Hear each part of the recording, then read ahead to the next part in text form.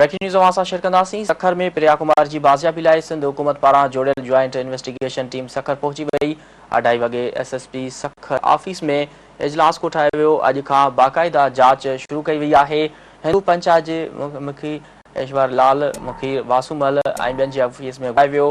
Breaking news अवां share कंदासीं। सखर में प्रिया कुमार जी बाज़ियाबी लाइ सिंध हुकूमत पारां जोड़ियल ज्वाइंट इन्वेस्टिगेशन टीम सखर पहुची वई। 2:30 वॻे SSP सखर ऑफिस में इजलास कोठायो वियो।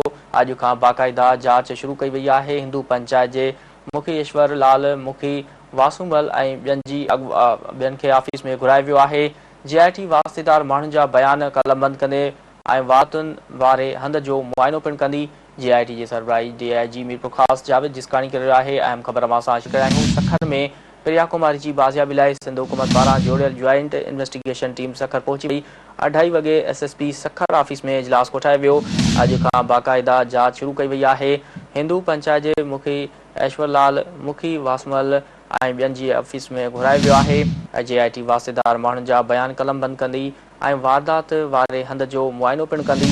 JIT जी सरबराही DIG मीरपुरख़ास जावेद जिस्काणी करे रहियो आहे। ब्रेकिंग न्यूज़ अवां सां शेयर कंदासीं। सखर में प्रिया कुमारी जी बाज़ियाबी लाइ सिंध हुकूमत पारां जोड़ियल ज्वाइंट इन्वेस्टिगेशन टीम सखर पहुची वई। 2:30 वॻे SSP सखर ऑफिस में इजलास कोठायो वियो। अॼु खां बाक़ाइदा जांच शुरू कई वई आहे। हिंदू पंचायत जे मुखी ऐश्वर लाल, मुखी वासूमल ऐं ॿियनि खे ऑफिस घुरायो वियो।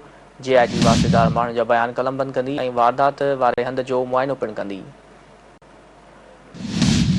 JIT जे सरबराही DIG मीरपुरख़ास जावेद जिस्काणी करे रहियो आहे। तफ़सील मालूम कंदासीं नज़ाकत जतोई खां। जी नज़ाकत, सखर में प्रिया कुमार जी बाज़ियाबी लाइ सिंध हुकूमत पारां जोड़ियल ज्वाइंट इन्वेस्टिगेशन टीम सखर पहुची वई आहे। कहिड़ा तफ़सील वाला करो।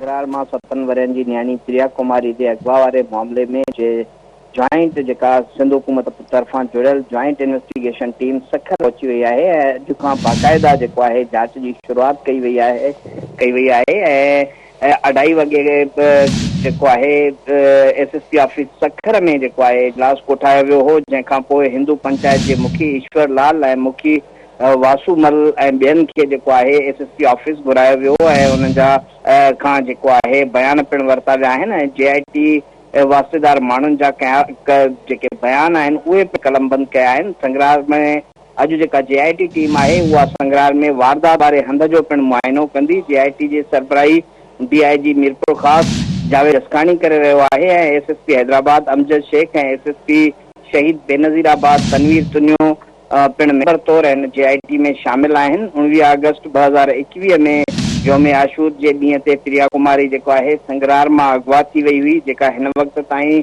नाहे मिली सघी ऐं सोशल मीडिया ते मुसलसल दबाव खां पोइ सिंध हुकूमत पारां इहा ज्वाइंट इन्वेस्टिगेशन टीम जोड़ी वई आहे, जेका अॼु जेको आहे सखर पहुची आहे ऐं SSP ऑफिस खां पोइ इहा टीम जेको आहे संग्रार वारे इलाइक़े में उन जॻह जो दौरो कंदी जितां प्रिया कुमारी लापता थी हुई। जी ठीकु आहे। नज़ाकत जतोई तफ़सील ॾियण लाइ वॾी महिरबानी।